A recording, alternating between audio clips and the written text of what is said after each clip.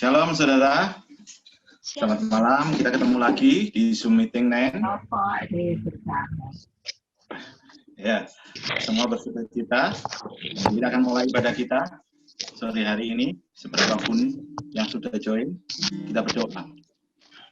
Kami bersyukur Bapa buat penyertaan-Mu atas hidup kami ya Tuhan. Terima kasih buat malam hari ini, sepanjang hari Tuhan sudah sertai kami dalam ibadah kami di marketplace kami masing-masing Tuhan. Terus sempurnakan ibadah kami ya Bapa. Kami rindu mengiring Engkau seumur hidup kami Tuhan. Menyatakan kasih-Mu lewat hidup kami ya Bapa. Terima kasih Tuhan Yesus. Terima kasih ya Bapa. Dan malam hari ini Tuhan, kami mau meninggikan Engkau. Kami mau sembah Engkau. Terima kasih ya Tuhan. Mari saudara siapkan hati kita sembah Tuhan malam hari ini. Kita tinggikan namanya dalam nama Yesus.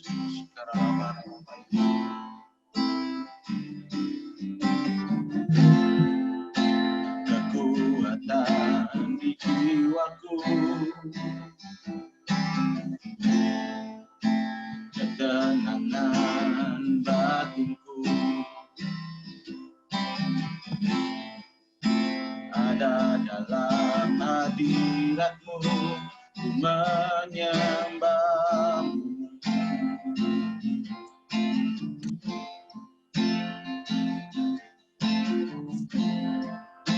Bersungguh di kaki-Mu. Rasakan hadirat-Mu. Takkan melepaskan-Mu. Oh cahaya bagiku, mengiring-Mu seumur hidupku, masuk dalam rencana-Mu Bapa. Pikiranku, kehendakku, ku serahkan padamu. Harapanku hanya di dalam-Mu. Ku kan teguh bersama-Mu Tuhan.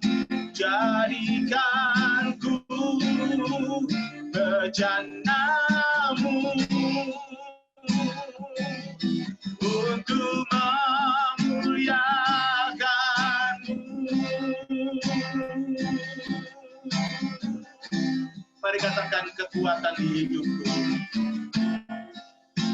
kekuatan di jiwaku, ketenangan hatiku, ada dalam hadirat-Mu. Ku menyembah-Mu.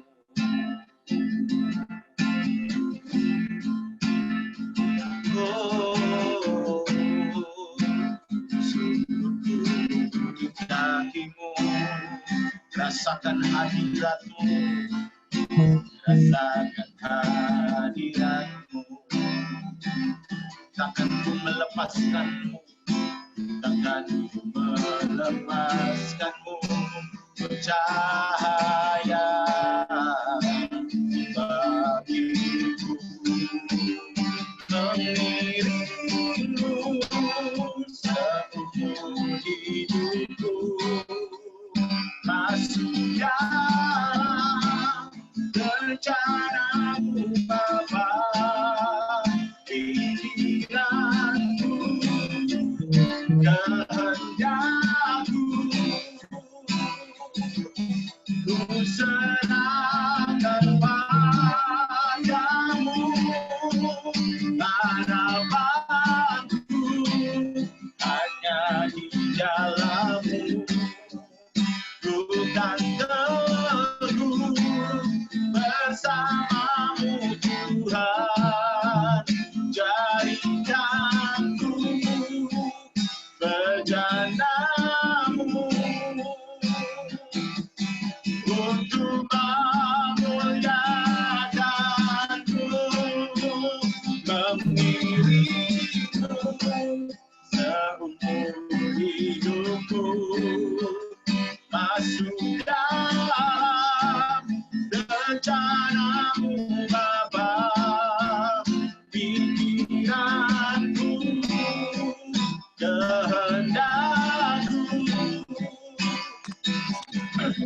serahkan padamu, harapanku hanya di dalam-Mu. Ku kan teguh bersama-Mu Tuhan, jadikan ku bejana-Mu untuk memuliakan-Mu, untuk memuliakan-Mu Tuhan, untuk memuliakan-Mu.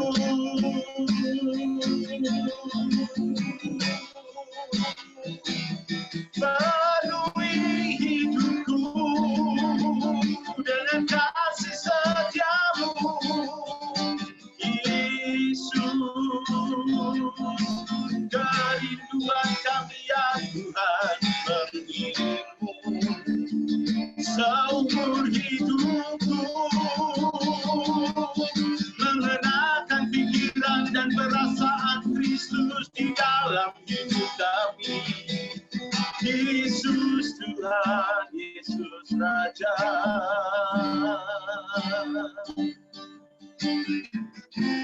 Inilah yang menjadi doa kami ya Tuhan. Senantiasa kami boleh mengiring Engkau seumur hidup kami ya Tuhan. Seumur hidup kami ya Bapa.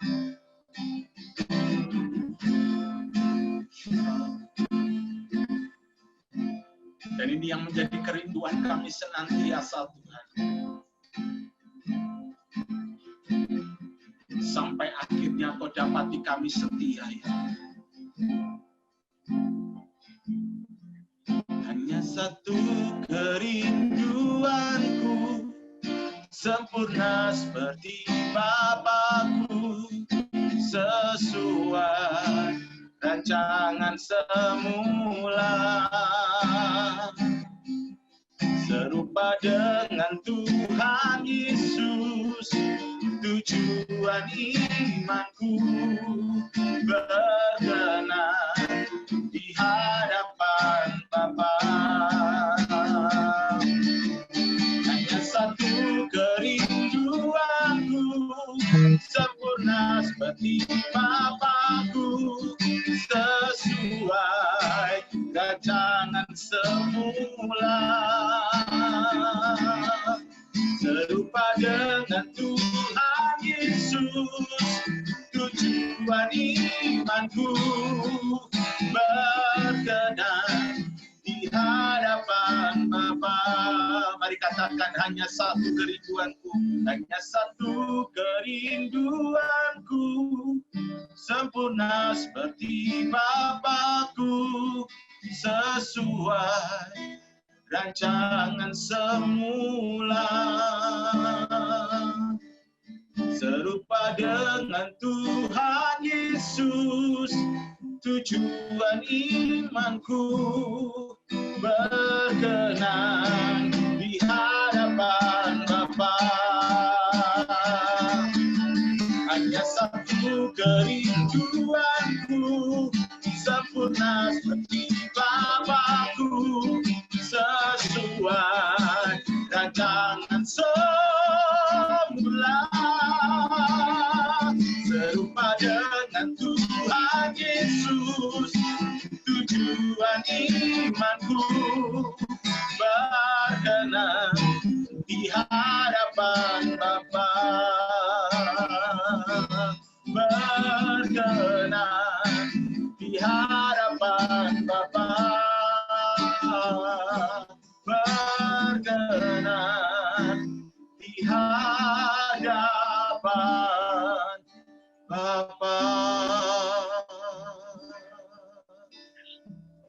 Malam ini kami bertemu bersama Tuhan. Kami bersyukur, kami bersekutu. Kami mau tumbuh sehingga kami berkenan kepadamu. Kami bersyukur Tuhan, berbicara pada kami di sesi ini sehingga kami terbuka mata hati kami, sehingga kami bisa mengerti mana yang baik dan mana yang berkenan kepada Tuhan, dan mana yang sempurna.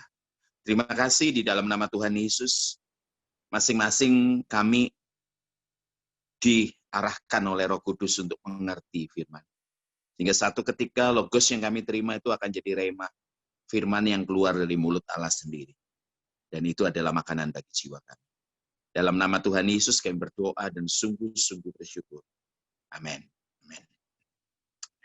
Selamat malam semuanya, selamat malam. Oke, kita akan belajar malam hari ini, judulnya lingkaran setan. Lingkaran setan, kenapa sih dikatakan lingkaran setan? Ya karena gini loh, karena seringkali kita ini jatuh bangun bukan di dosa yang baru, bukan berarti kalau saya bicara ini, saya memperbolehkan kalian buat dosa yang baru. Tidak, sama sekali tidak. Tetapi saya hanya berkata seperti ini loh, berkata seperti ini. Seringkali kesulitannya orang-orang Kristen adalah dia jatuh bangun di dosa yang sama, sehingga pada beberapa saat, pada beberapa titik, orang Kristen ini akan mengalami mati rasa gitu loh. Buat dosa minta ampun, buat dosa minta ampun, buat dosa minta ampun. Dan kadang-kala minta ampunnya itu ngeri sekali saya kalau orang-orang Kristen itu minta ampun. Kenapa? Yang dikatakan bertobat itu hanya sekedar menyesal. Tidak ada tekad sama sekali, untuk apa? Tidak ada tekad untuk memperbaiki diri gitu loh. Untuk tidak berbuat dosa lagi gitu. Ya, selalu dosa yang sama. Kalau saya ngonseling orang-orang muda, ya dosanya ya itu lagi gitu loh. Makanya dalam sebuah KKR, dalam bukan beberapa KKR, bukan satu KKR, tapi beberapa KKR di sebuah gereja di Surabaya, ada orang yang datang pada saat saya altar call, ya. Pada saat saya altar call, orang itu maju, gadis itu maju, nangis nggak karu-karuan. Kemudian kebiasaan di gereja tersebut, orang-orang yang didoakan itu digiring pergi ke satu tempat gitu, digiring ke satu tempat. Nah, pada saat digiring ke satu tempat, ketemu dan didoakan satu persatu. Nah, ini yang terjadi. Saya tanya sama dia, kenapa non? Saya katakan perempuan ya. Kenapa non? Saya berzina kak, katanya. Oh saya berzina, saya kumpul kebo dengan pacar saya. Setelah itu saya tanya, sudah berapa lama kumpul kebonya? Sudah sekitar hampir 2 tahun gitu. Saya katakan hampir 2 tahun. Kok kamu mau 2 tahun kumpul kebo dengan dia di sebuah apartemen di Surabaya? Terus dia bicara seperti ini dengan saya, kak saya tobat sungguh-sungguh. Saya mau pulang hari ini. Setelah didoakan, saya akan bicara pada pacar saya ya untuk mau kemana, mau nikah atau kita putus gitu loh. Nah kemudian saya diundang lagi ke gereja tersebut. Saya diundang lagi, nggak dalam interval yang cukup lama, dalam waktu yang singkat kok. Saya ingat saya kalau nggak salah 2-3 minggu begitu. Kemudian saya altar call lagi gitu loh ya, karena dimintanya memang KKR pada saat itu. Saya masih suka altar call gitu, suka manggil ke depan, doakan satu-satu, masih suka pada zaman itu. Dan tahu yang terjadi, gadis ini di depan saya, tepat di kaki saya, nangis lagi, seperti biasa dibawa ke ruangan. Ketika dibawa ke ruangan, saya narik napas panjang ketika ketemu lagi sama perempuan itu, dan saya katakan, gimana non? Kalau nggak salah sekitar 2 atau 3 minggu. Gimana non? Sudah kamu selesaikan dengan pacar kamu? Dia nangis dan berkata apa dengan saya? Saya tuh mau putus dengan dia, Kak. Tetapi dia cium kaki saya. Ya, dia cium kaki saya, dia cium pipi saya. Dan kemudian apa? Minta ampun dan minta diberi kesempatan. Jadi, ya sekitar 2-3 minggu. Jadi, ya saya akhirnya hati saya hancur, dan kemudian ya berlanjut lagi kumpul kebonya selama 2-3 minggu. Saya katakan ini jangan lagi ya. Saya nggak mau yang namanya pertobatan itu hanya sekedar menyesal saja. Tetapi tidak ada tekad dari kamu untuk berhenti dari dosa gitu loh ya. Itu lingkaran setan. Ya, lingkaran setan. Yang terjadi adalah apa? 2-3 minggu kemudian saya diundang lagi di gereja ini. Gereja ini sangat terkenal dan diundang lagi, dan saya diminta KKR. Yang datang banyak sekali. Dan yang tahu yang terjadi, saya alter call lagi, ya sekali lagi saya katakan zaman itu saya masih suka alter call. Dan yang tahu yang terjadi, gadis itu ada di situ lagi. Ketika digiring, orangnya lebih banyak. Jadi di samping saya ada 2 perempuan, di samping saya ada 2 laki-laki gitu ya. Dimasukkan satu ruangan, orang-orang itu diminta didoakan satu-satu. Saya doakan.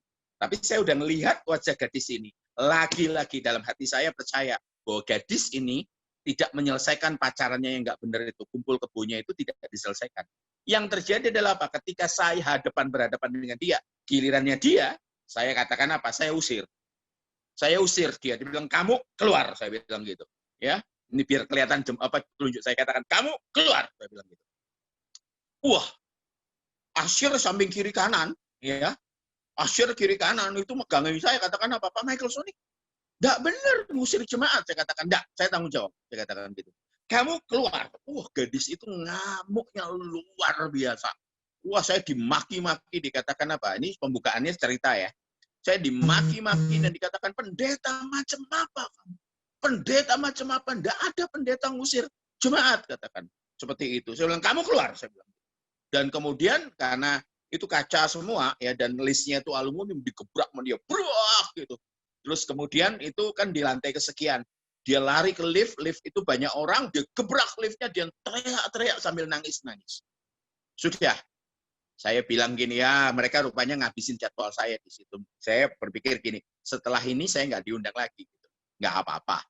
Tapi masih ada lagi KKR 2 atau 3 minggu. Saya lupa intervalnya sekitar 2 atau 3 minggu. Kemudian itu terakhir ya, jadwal itu seri ya. Kemudian saya khotbah lagi, saya panggil orang-orang yang maju beda. Tapi di antara orang-orang tersebut ada gadis itu lagi. Dia pakai hoodie yang ditutupin kepalanya, dia berlutut, dia nangis nggak karu-karuan. Nangis sampai keluar dari hidung, dari mulut ya, dari mata ya pastilah nangis ya. Dan apa namanya, muter enggak karu-karuan, muter kayak helikopter di bawah. Waduh, saya katakan gitu. Terus kemudian dipegang sama orang-orang, antri lagi itu loh, antri. Begitu antri, dan kemudian ketika pas gilirannya dia, galakan dia ternyata saudara. Dia buka apa namanya hoodie-nya, dia buka tutup kepalanya, jaket yang ada tutup kepalanya, dan dia teriak, jangan diusir. Jangan diusir. Wah, teriak, jangan diusir. Orang-orang kan pikir manifest. Dan pada saat itu akhirnya dikatakan apa? Gara-gara Bapak ngusir saya. Gara-gara, sebentar ya, saya belum matikan ini saya. Gara-gara Bapak ngusir saya malu Pak. Saya ini malu Pak, pulang. Itu apa, pacar saya nggak ada di rumah. Saya beresin pakaiannya di lemari, terus kemudian saya apakan? Saya bereskan ininya, apa namanya, pakaiannya di lemari. Terus kemudian saya kumpulkan di koper, kemudian saya buang ke depannya pintu. Saya malu Pak. Terus kemudian pacar saya cium kaki, cium tangan, cium pipi, minta maaf. Saya bilang, gara-gara kamu, pendeta Michael Sony itu ngusir saya malu. Nada saya langsung turun. Jadi kamu sudah tidak sama dia berapa lama? Ya 2-3 minggu Pak. Malu saya Pak, nangis. Jadi kalau dikatakan saya pernah ngusir orang, saya pernah ngusir. Beberapa kali saya ngusir. Keluar, saya bilang gitu. Bukan hanya setan, orang saya usir. Dan tahu yang terjadi? Gara-gara Bapak, saya ini sudah tidak punya pacar 2 minggu, tidak punya calon suami. Tapi saya mau masuk surga, Pak. Mau masuk surga, Pak. Gitu. Dan saudara tahu, saya nggak sebut nama gerejanya, karena orang itu masih aktif di sana. Ya, dan saya nggak mau buka rahasianya. Dan saudara tahu, orang ini itu setia melayani Tuhan. Gara-gara diusir. Orang ini termasuk kenapa? Lingkaran setan. Lingkaran setannya apa? Cinta kumpul kebo. Oh, itu sudah sampai 2 tahun pendeta macam apapun nggak mempan. Sampai ketemu dengan apa? Saya yang berani ngusir. Nah, kita ngelihat sekarang. Lingkaran setan. Saya tidak bicara mengenai lingkaran setan. Jadi jangan berharap kalau malam ini saya akan ngomong horor. Tidak akan. Ya, walaupun di teman-teman Manado minta saya bahas horor lagi. Yuk. Saya mau katakan apa? Kenapa sih sebenarnya Tuhan Yesus minta kita itu hidup kudus? Ya, hidup kudus, yang kudus dan yang berkenan kepadanya. Karena kita ini mempelainya gitu loh ya. Kita ngomong sekarang. Kalau saya agak belok sedikit agak jauh ya supaya kita ngerti. Ya, Kristus itu kepala dan gereja itu tubuhnya. Tubuh Kristus itu adalah gerejanya. Gereja itu bukan gereja yang dimaksudkan ala denominasi. Tidak salah gereja denominasi.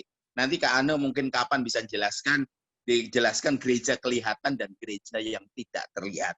Tetapi mari kita bicara mengenai tubuh Kristus. Kenapa saya mulai dengan tubuh Kristus? Karena kalau kita tahu soal tubuh Kristus, kita ngerti bagaimana kita diharapkan oleh Tuhan untuk punya standar kehidupan yang berbeda.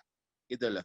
Jadi ini bukan permintaan untuk hidup kudus yang berkenan. Itu bukan permintaan, itu keharusan, kewajiban. Gitu loh. Kewajiban tentu sesuai dengan umur rohani. Saya mau bicara mengenai kata jemaat ya. Kata jemaat itu asal katanya eklesia. Eklesia, yuk sama-sama katakan eklesia. Asalnya dari mana bahasa dari ininya kata ek ya, artinya keluar. Kaleo artinya dipanggil. Nah, ini uniknya. Kenapa saya mulai dari gereja? Gereja itu bukan organisasi, tapi gereja itu adalah orangnya. Sampai di sini ya. Makanya dikatakan eklesia itu artinya keluar, kaleo itu artinya dipanggil. Artinya eklesia dipanggil keluar. Nah ini yang luar biasa. Saya mencatat ada persamaan yang luar biasa mengenai jemaat Tuhan. Ada persamaan luar biasa. Contoh ya, saya katakan gini. Tuhan itu kalau manggil seseorang pasti dipanggil dari cara hidup yang ekstrim atau dari latar belakang ekstrim. Dipanggil apa? Contohnya Abraham. Coba lihat ya, ada paralelnya. Abraham itu dipanggil keluar dari apa? Ur Kasdim. Ur Kasdim itu di lembah Sumeria yang saat itu jadi apa? Pusat dunia, metropolitan seperti New York sekarang. Pusat peradaban. Ingat ya, pusat peradaban itu ada habitat sosial, ada kultur budaya yang membentuk pola pikir. Ingat ya, membentuk pola pikir. Jadi Abraham waktu itu dengan Sarai dipanggil keluar dari Ur Kasdim menuju ke tanah Kanaan. Ya, kalau kita nggak bahas mengenai yang ada di Ibrani 11. Dipanggil keluar. Nah, perhatikan sungguh-sungguh. Bangsa Israel, ini paralelnya ya. Bangsa Israel juga dipanggil keluar. Dari mana? Dari Mesir. Ya, ingat ya, dipanggil keluar. Makanya kalau kita bicara gereja, ini hal yang luar biasa. Dikatakan apa? Kalau Abraham dipanggil keluar dengan Sarai. Dari mana? Dari Ur Kasdim. Tetapi Israel dipanggil keluar dari apa? Dari Mesir. Kalau tadi dikatakan Ur Kasdim itu punya habitat sosial, punya kultur budaya, punya pola pikir, Israel juga dipanggil keluar dari Mesir yang apa? Yang punya habitat sosial, yang punya kultur budaya, yang punya pola pikir. Contoh ya, yang luar biasa. Tuhan tuh manggil Israel dengan gebuk Mesir. Dengan tulah-tulah yang ada, 10 tulah. 10 tulah yang ada, itu adalah dewa-dewa terutamanya Mesir. Dan dewa paling tinggi itu yang dikalahkan terakhir. Apa itu? Apa itu yang terakhir? Yaitu anak sulung. Kalau kita bicara anak sulung contoh ya, Kaisar Jepang itu percaya bahwa dia keturunan matahari, Amaterasu Umakami. Seperti itu. Nah, ini juga gitu loh. Ya, orang-orang Mesir percaya bahwa dia keturunannya Ra. Ra itu dewa matahari. Makanya dewa yang tertinggi adalah apa? Anaknya dewa itu. Nah, dipanggil keluar. Nah, habitat sosial kultur budaya itu membentuk pola pikir. Makanya susah banget ngajari yang namanya bangsa budak ini. Susah. Kenapa? Sudah kadung melekat budak ini. Luar biasa loh. Sudah melihat tulah, kemudian melihat pertolongan Tuhan, ya, di mana di Pesah itu Paskah, mereka keluar dari Mesir bukan dengan tangan kosong, dengan kaya raya, ya. Kemudian ketika mengalami di laut Teberau yang luar biasa, mereka masih mempertanyakan Tuhan. Itu bayangin mentalnya. Makanya nggak gampang. Makanya Tuhan itu ya kalau kalian lihat, mengizinkan bangsa ini muter-muter. Kenapa? Mengelupas yang namanya apa? Pola pikir budaya sosiokultural itu dikupas. Makanya kalau kita jadi Kristen, satu hari kita terima Yesus dan besok berubah, itu tidak mungkin. Walaupun orang yang mendoakan kalian itu pakai urap-urap, memakai alasan urapan A, urapan B, tidak ada. Sudah nggak bisa. Gitu loh. Makanya ada yang proses. Wanita hamil itu 9 bulan 10 hari. Nggak bisa dikompres jadi apa? Jadi 3 bulan. Nggak bisa. Anaknya kucing bisa 3 bulan. Beda. Makanya ketika di Abraham dikeluar dari Ur Kasdim, itu banyak hal. Kalau sekarang kita pakai Roma 8 ayat 28, dikatakan apa? Allah bekerja untuk mendatangkan kebaikan. Abraham disebut bapak orang beriman, itu proses. Makanya saya akan bicara di bagian terakhir setelah ngomong paralel ini, bagaimana kita dipanggil. Ya, yang ketiga, gereja itu dipanggil keluar. Makanya gereja itu keluar, kaleo itu dipanggil. Nah, ini luar biasa. Dipanggil apa? Dari cara berpikir yang salah. Dari pola pikir gitu. Ya, dari pola pikir. Ayo kita baca firman Tuhannya, Roma 12 ayat 1 dan 2. Malam ini akhirnya keturutan bicara mengenai lingkaran setan. Sebab banyak yang datang ke saya lingkaran setan. Yuk kita baca Roma 12 ayat 1 dan 2. Karena itu saudara-saudara, demi kemurahan Allah aku menasihatkan kamu. Ya, kalau yang ini menasihatkan ya, supaya kamu mempersembahkan tubuhmu sebagai persembahan yang hidup, ya, yang kudus, bayangin, dan yang berkenan kepada Allah. Itu adalah ibadahmu yang sejati. Satu ketika kita akan bahas ini. Ayat 2. Janganlah kamu menjadi serupa dengan dunia ini.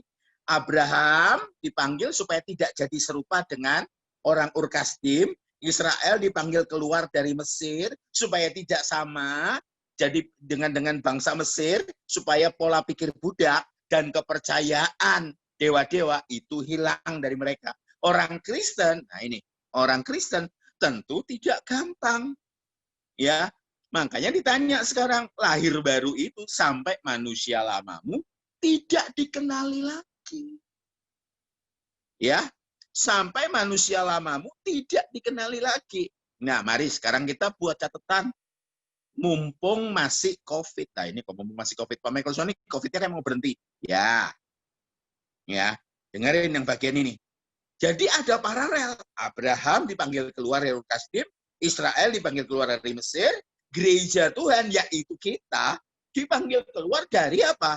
Dari cara hidup yang lama, juga pola pikir yang lama. Makanya kata firman Tuhan, jangan jadi serupa, tapi berubah oleh pembaharuan budi. Tangkap ya? Jadi orang-orang yang dipanggil ini, orang-orang yang dipanggil, itu dari individu-individu, Bapak, Ibu, Saudara, dan saya.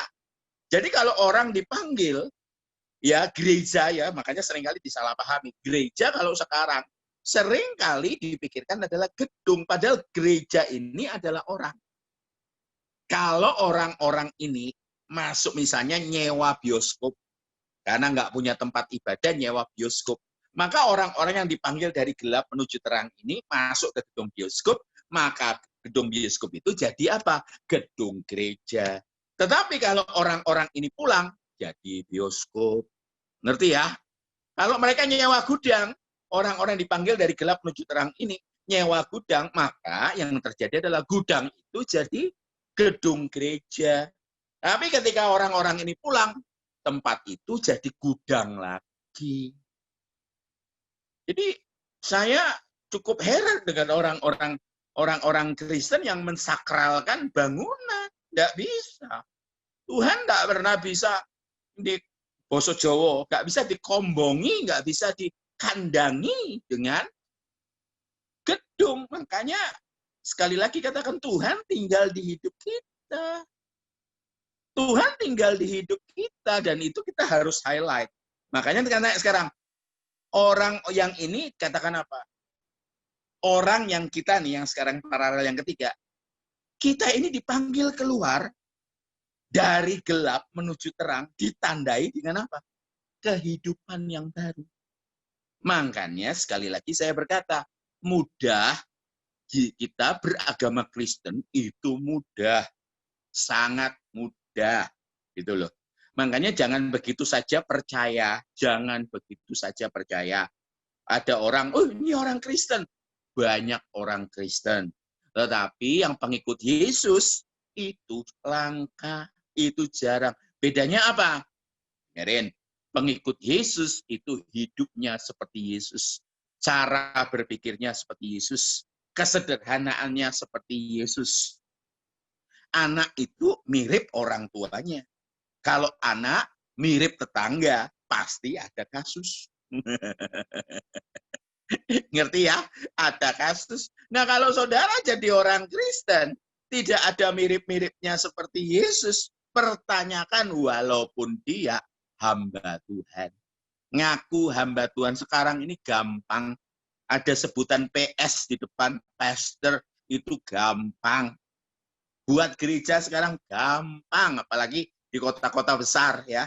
Gampang gitu. Ya, punya jemaat ada satu sinode yang jemaatnya cukup 15 sudah jadi gereja. Makanya tapi tanya sekarang, tak jadi gereja diakui secara hukum Republik Indonesia, tetapi untuk menjadi pengikut Yesus itu dibuktikannya seumur hidup.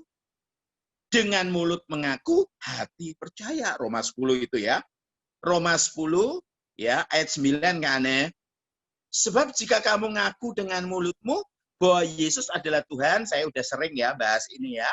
Ini ditulis pada saat orang Kristen sedang dianiaya. Belum ngaku sudah ketangkep. Kalau ketangkep yang terjadi adalah apa? Ditangkap, dimiskinkan, dianiaya, disiksa, yang perempuan diperkosa, setelah itu dibunuh. Ya, setelah itu dan percaya dalam hatimu. Percaya itu pistewo, artinya apa? Ya, percaya itu artinya memberikan segenap hidupmu sampai tidak ada yang tersisa. Nah, orang Kristen terima Yesus kan, mereka nganggap klenik kalau sudah ngundang Yesus masuk dalam hati, itu sudah Kristen. Tidak bisa. Ya, ini firman Tuhan ngomong. Untuk membuktikannya, kita perlu seumur hidup. Makanya, mari kita berjuang. Amin. Ada nggak kata-kata berjuang? Ada di kitab Lukas. Ya, ada seorang tanya, kalau gitu sukar masuk surga. Kata firman Tuhan ngomong apa? Agonizomai, berjuanglah. Makanya ada lagu bagus nih. Ku telah mati dan tinggalkan. Makanya orang-orang Kristen mula-mula, ya orang Kristen mula-mula, itu sebenarnya terselamatkan dengan aniaya. Terima Yesus umurnya paling 3-5 bulan atau 6 bulan. Ya, sukar mana? Sukaran kita. Karena kita, kalau mereka dibunuh jelek mati, udah. Kita sukar nggak? Sukar. Untuk membuktikan kekristenan kita berapa lama? Seumur hidup. Ngerti ya? Seringkali yang terdengar di telinga kita kan hanya manusia. Betul enggak? Pernah dengar ya? Kita kan hanya manusia, penuh kelemahan, penuh kekurangan. Kan ngomongnya kan gitu kan? Pertanyaannya sekarang, berubah ketika kita ini sadar bahwa kita ini mempelai. Perempuan-perempuan sadar kan ya, kalau mau nikah, sadar kan? Ada serangkaian panjang. Ini jangan ngomong COVID dulu ya. Kalau orang mau menikah, nah ya kalau mau nikah ini sekarang murah. Saat apa? Saat COVID ya. Yang lagi mau nikah, murah nih. Soalnya kenapa? Nggak bisa ini. Sekarang nggak usah pesta-pesta besar, nggak bisa. Nah, sekarang murah nih. Bisa ngomong bukan COVID. Sekarang kita ngomong soal ini. Perempuan itu kalau nikah, itu ada sederet panjang. Sederet panjang dengan timeline. Semua yang harus diapakan. yang harus diikuti, mulai perawatan tubuh, perawatan wajah, perawatan dalam. Loh, bayangin, orang Jawa diminumin jamu namanya brotowali. Tahu brotowali, saudara? Brotowali itu jamu yang paling pahit. Ketika diminum, orang Jawa, ini minum calon pengantin. Kenapa? Supaya tidak bau kelek, ketek, dan bau mulut, bau daging. Rasanya apa? Pahit. Bukankah kalau Tuhan izinkan sesuatu terjadi, ya, itu untuk apa? Mengeluarkan kedagingan kita. Makanya kalau ada firman Tuhan berkata, ya, Matius 5 ayat 48 yang sering kali disalahpahami, ya, Matius 5 ayat 48. Nah, karena cukup cepat kalau ini. Nah, dikatakan itu. Kita terjemahkannya jangan terjemahkan seperti biasa, tapi terjemahkan seperti Alkitab terjemahkan dalam bahasa Yunani-nya. Karena itu haruslah kamu sempurna, bahasa Indonesianya, sama seperti Bapamu yang di surga adalah sempurna. Bahasa aslinya bunyinya gini, karena itu haruslah kamu tumbuh sesuai umur rohani. Ya, tuh, terjemahannya langsung diterjemahkan sama Kak Ana tuh. Diklik, nah, ini gini loh. Nah, oke, Kak Ana saya lagi buka nih. Nah, teleos. Katakan sama-sama. Teleos. Jadi haruslah kamu tumbuh sesuai dengan umur rohani. Ngerti ya, Bapak, Ibu, Saudara? Jadi kalau saya berkata, haruslah kamu sempurna. Kita itu tumbuh sesuai dengan umur rohani. Pak Michael Sony, Kak Michael Sony, kalau saya tumbuh sesuai dengan umur rohani, kan sulit. Ya memang. Kekristenan itu harus meneladani Yesus. Gitu loh. Memang. Tetapi saya katakan gini loh. Menderita di bumi sebentar. Sungguhan sebentar. Apalagi adanya COVID. Waduh. Gitu loh. Ini salah satu adik rohani saya kena nih. Setelah selesai ini saya akan telepon dia. Nah ini loh, dengerin. Makanya tumbuh sesuai dengan umur rohani. Aduh. Saya itu dapat cerita. Nah, ini ada ibu hamil ya, Marta kan hamil. Bayi itu ini katanya. Bayi itu keluar dari kandungan ibu itu nangis. Kenapa? Karena di kandungan ibu itu mereka floating. Ngambang, nyaman, terlindung. Nggak usah buka mulut, sudah makan. Bayangin. Tapi ketika dilahirkan, tidak nyaman. Makanya untuk menuju kesempurnaan atau menuju tumbuh rohani, itu nggak gampang. Nggak gampang. Makanya dikatakan kita ini mempelai Kristus. Nggak mungkin mempelai itu anak-anak. Sekali lagi saya katakan, tidak mungkin mempelai itu anak-anak. Ayo. Nggak mungkin. Nggak mungkin. Misalnya nanti Miko nanti punya anak. Anakmu umur 13 tahun terus ngomong gini, papi, aku kawin papi. Gitu loh. Sama siapa? Itu gadis 7 tahun. Ora oleh, nggak boleh. Makanya orang Kristen itu jangan mimpi, Bapak Ibu Saudara. Ya, jangan mimpi untuk apa? Mau jadi mempelai surgawi. Kenapa? Mesti dewasa dulu. Setelah dewasa baru dandan. Gitu loh. Makanya orang Kristen pengen shortcut gitu. Ada urapan mempelai. Pokoknya macam-macam yang dibuat. Jadi gini loh, karaktermu itu sudah jadi seperti Kristus enggak. Makanya saya katakan, Roma 8 ayat 28 itu, kalau Tuhan izinkan sesuatu terjadi, supaya engkau naik kelas. Tetapi kita mesti jeli. Pencobaan yang Tuhan izinkan itu, ya, pencobaan yang Tuhan izinkan sesuai Roma 8 ayat 28, fungsinya adalah membuat kita naik kelas. Perhatikan. Tetapi kalau kita telisik, kita sebenarnya harusnya tahu yang mana pencobaan, yang mana tuaian. Ada yang bukan pencobaan yang Tuhan izinkan. Kadang-kadang kita GR. Oh, ini pencobaan yang Tuhan izinkan terjadi. Bukan. Itu karena kamu nabur dan kamu nuai. nuai. Ngerti ya? Ngerti ya? Contoh apa? Maaf. Yang pacaran nih. Waktu suka, nggak ngelibatin Tuhan. Waktu nembak, nggak ngelibatin Tuhan. Ya, waktu tunangan, nggak ngelibatin Tuhan. Waktu mau kawin, nggak ngelibatin Tuhan. Sorry, ada suara anjing ya. Setelah itu, ketika rumah tangga ada masalah, kamu ngomong sama Tuhan. Kenapa Tuhan izinkan ini terjadi? Lambemu, nak. Gitu loh. Aku nggak pernah dilibatkan. Ada judi. Tasyo. Orang Surabaya senang judi tasyo. Tenglang itu. Ya, yang syukurlah kalau nggak ada yang tahu, bersyukur. Judi tasyo, yang tahu senyum-senyumin. Judi tasyo. Setelah itu, utang banyak.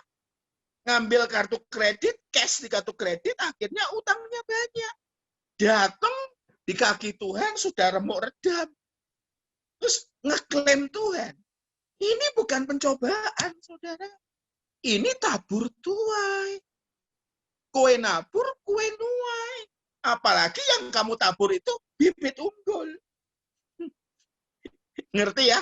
Nuaimu akan nuai besar. Ya. Kemarin itu ada bercandaan di grup. Itu saya berkata apa? Soal RW. Saya katakan loh ada makanan.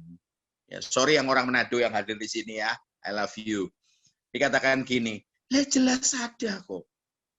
Tuhan itu ciptakan ada kambing, domba, sapi.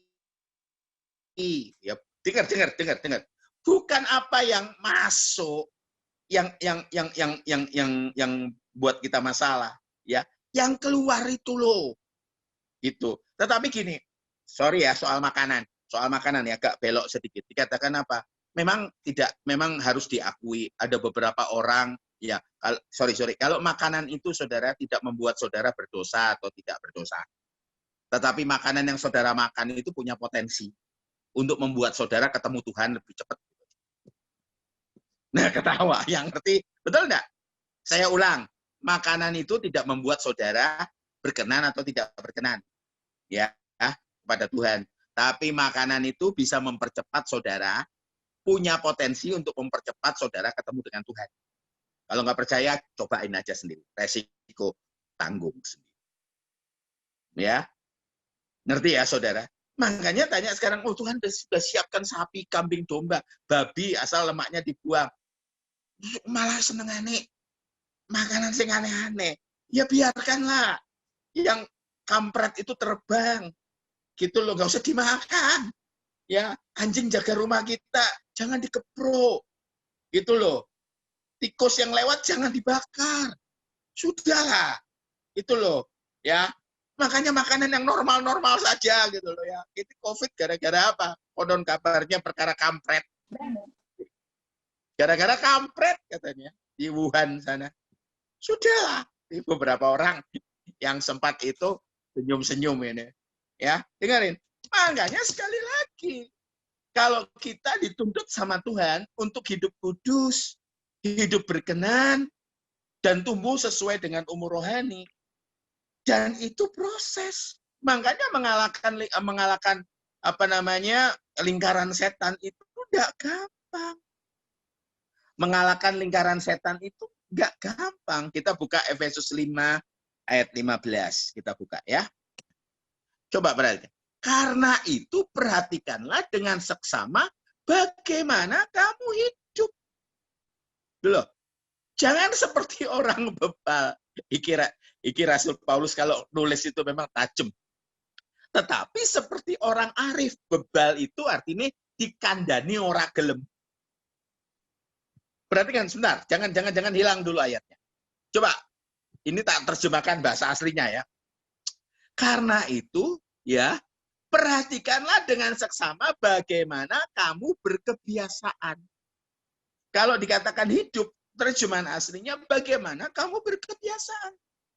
Jadi karakter itu Karena kenapa? Diatur dari kebiasaan-kebiasaan setiap hari.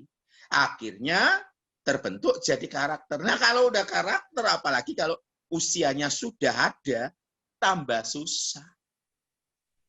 Jadi, perhatikan, ayo baca, itu ada di layar. Karena sudah ini katakan apa? Karena itu perhatikanlah dengan seksama, dengan teliti, bagaimana kamu berkebiasaan. Nah, ketika kita terima Yesus, kita punya kebiasaan yang baru. Contohnya kalau misalnya saya ambil contoh ya. Ambil contoh supaya nggak tersinggung gitu loh. Ya, nih, ini aja saya ngambil contoh ya. Ini ngambil contohnya Angel dah. Si Semi misalnya Semi. Nah, Semi Sukris Wayuwono. Nah, Mr. Rawon. Nah, kita lihat. Semi misalnya.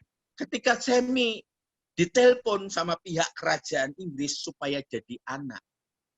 Semi, kamu tak angkat jadi apa? Salah satu pangeran. Wah, si Semi karena lihat Ratu Inggris langsung berangkat ke istana Buckingham. Buckingham di sana. Semi apa yang dia ingat? Kalau Semi biasanya makan ngangkat kaki, enggak boleh, karena ditoto. Makan yang biasanya ristafel. Apa ristafel? Kabeh di kelompok nonang piring. Enggak boleh. Kalau Ratu Inggris itu, kalau Ratu Inggris belum makan, enggak boleh makan. Ratu Inggris sudah selesai, harus sudah selesai. Semi mau cari rawon di sana, right. Makannya mesti makanan kerajaan Eropa. Ngerti ya, saudara? Nah, kalau kita di dalam Tuhan, Tuhan kasih kebiasaan yang baru untuk jadi karakter yang baru. Kebiasaan yang baru. Saya belum ngomong mengenai kodrat dosa. Iya. Nah, kebiasaan yang baru ini dibangun. Dibangun. Gitu loh. Ada anak-anak yang sekolah ke luar negeri. Waktu di Indonesia nggak ngerti artinya uang. Tapi ketika dia ke luar negeri, uang itu harus dihitung. Kalau di rumah masih bisa dilayani papi mami. Sana papi mami siapa? Makanya kebiasaan. Ada kebiasaan yang baru dan kebiasaan baru itu dimunculkan. Jadi, perhatikan dengan seksama bagaimana kamu berkebiasaan, kata firman Tuhan. Soalnya itu akan jadi karakter. Nah, iblis itu silent operation. Silent ops. Dia diam-diam. Kelihatannya tidak jahat. Saya akan munculkan beberapa orang, contoh di sini, yang sudah ketahuan jatuh dalam dosa, yang sudah jatuh dalam dosa, yang ini dia hanya apa? Bermuka dua, hidup dalam kepura-puraan. Gitu loh.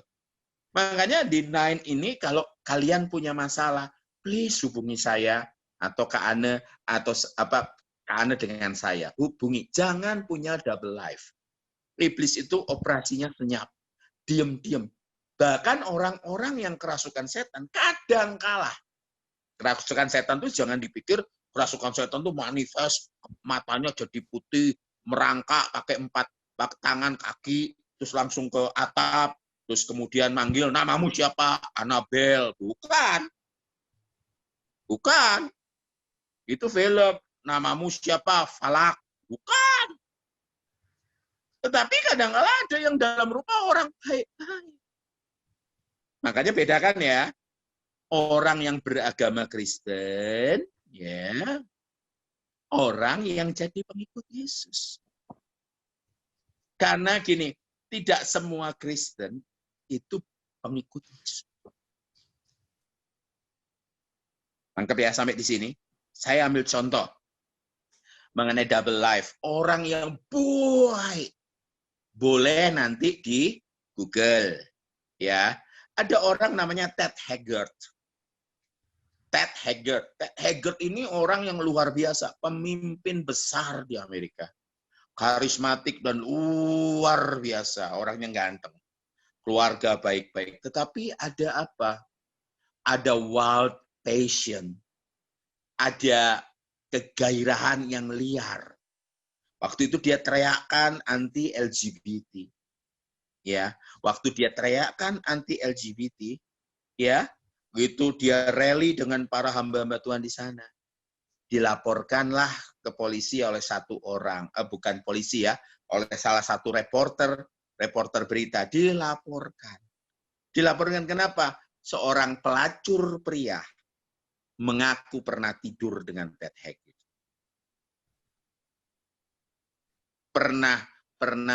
Pernah tidur dengan Ted Haggard.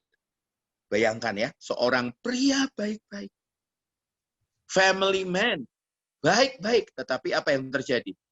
Dia punya secret life, punya kehidupan tersembunyi yang tidak ketahuan. Saya ngomong gini, lebih baik kita selesaikan di sini. Sehingga pada saat kalau satu ketika old life, kehidupanmu terbongkar, masa lalumu terbongkar, kalian hanya bisa ngomong gini, sudah selesai. Tuhan sudah tebus. Tuhan selalu melihat masa depan. Tuhan tidak pernah melihat masa lalu saya. Amin. Tapi selesaikan secret life-mu. Lingkaran setanmu itu selesaikan. Ngerti ya? Bisa ya malam ini ya? Kita tumbuh sesuai dengan umur ya. Ted Haggard, saudara, dia minta maaf sama seluruh jemaatnya. Dia minta maaf sama seluruh jemaatnya dan dimaafkan. Dan dia masuk dalam rangkaian konseling yang bertahun-tahun. Puji Tuhan, Ted Haggard sudah kembali. Yang kedua, saya ambil contoh, Kirk Franklin. K-I-R-K Franklin. Kirk Franklin. Kirk Franklin. Kirk Franklin ini seorang pemuji penyembah yang hebat. Album-albumnya selalu memecahkan rekor platinum di Amerika sana. Saudara bisa masuk ke YouTube, ketik Kirk Franklin. Satu ketika dia buat pengakuan yang membuat publik Kristen Amerika tercengang. Dia berkata seperti ini, udah gede semua ya. Yang masih kecil siapa nih? Elsa, bukan ya? Udah gede semua nih di sini. Nah, ya, dikatakan apa? Dia buat pengakuan, dikatakan gini, dia udah menikah ya, dia punya anak. Dia artis hebat, dikatakan gini, saya terikat pornografi. Saya terikat pornografi dan saya parah. Sepulang dari pelayanan, sebelum saya tidur, saya selalu nonton pornografi. Bahkan sebelum saya tidur dengan istri saya, quote unquote ya, bukan bobo biasa. Mereka berhubungan suami istri. Sebelum berhubungan suami istri, saya harus nonton video porno.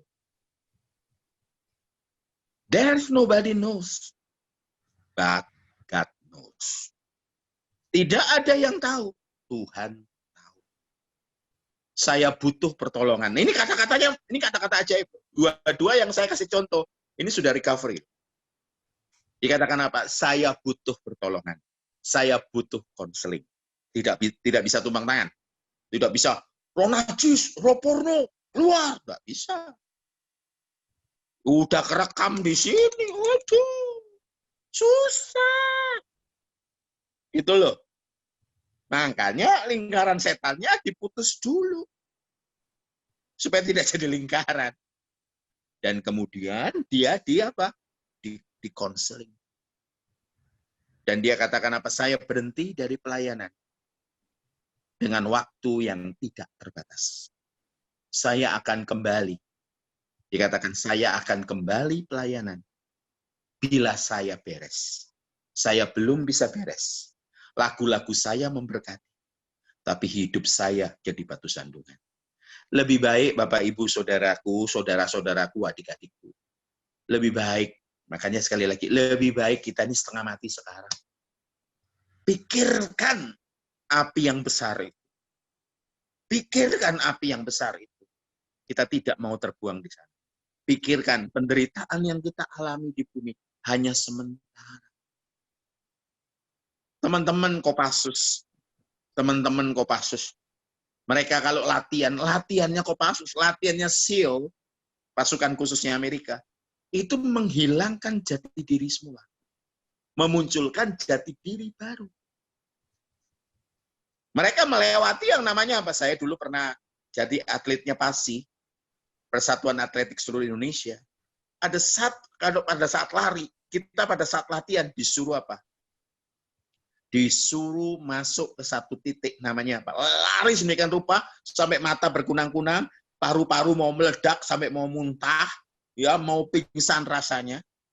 Itu titik di mana pelatih saya kehidupan sama kematian itu ketemu.